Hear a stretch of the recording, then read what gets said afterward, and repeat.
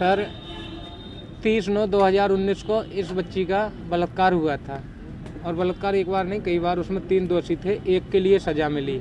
उसमें चौकी इंचार्ज से लेकर डीएम साहब तक गुनहगार पाए गए। शासन प्रशासन ने एक दूसरे की छिपाई सारी बात। जो मुझे आश्वासन दिया गया था आवास का और मुआवजे वगैरह का, एक भी वो आज तक वायदा पूरा नहीं हुआ। और वो लोग मुकदमा वापस लेने को 4 बार मेरे पर जानलेवा हमला कर चुके हैं। उसमें एक भी बार मेरी पुलिस ने सुनवाई नहीं की। उल्टा मुझे ही डराया जाता है कि तेरे पास क्या सबूत है।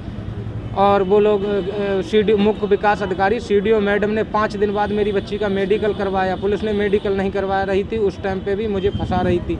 तो 5 दिन बाद मेडिकल करवाया CDO मैडम ने मेरी बच्ची का।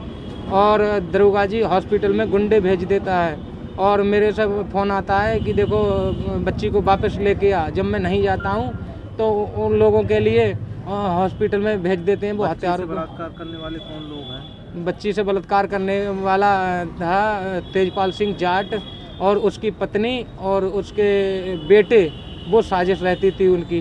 पत्नी उसके अंदर कमरे में रहती थी, अपने आदमी को इस कमरे में, और उसको लड़के बाहर रखवारी करते थे। अब आपकी यहाँ बैठे जिलाधिकारी कार्यालय पर परिवार के साथ बैठे, क्या मांग है? यहाँ सर हम भूख हड़ताल पर बैठे हुए हैं, कई बार बैठ चुके हैं हम।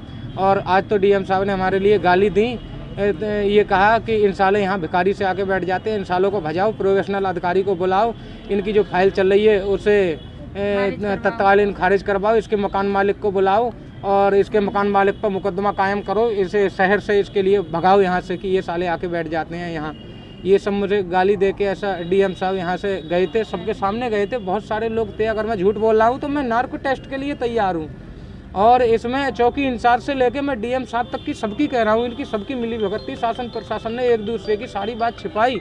मैं दुनिया के हर नार्को टेस्ट के लिए तैयार हूँ और मुझे अब शासन प्रशासन व नेताओं से अपनी जान का और अपने परिवार की जान का खतरा है कि ये लोग मुझे मरवा भी सकते हैं। जब वो लोग मुझ पर जानलेवा हमला करते हैं तो नेता लोग उनकी सपोर्ट में मैं FIR दर्ज करवाने जाता हूँ, FIR उन पर दर्ज नहीं होती है, नेताओं का फ़ोन आ जाता है। तो अब तो मैं शासन प्रशासन की सब मिली भगत की मैं कह रहा हूँ और मैं पूरे सुबह से सबसे कह चुका हूँ।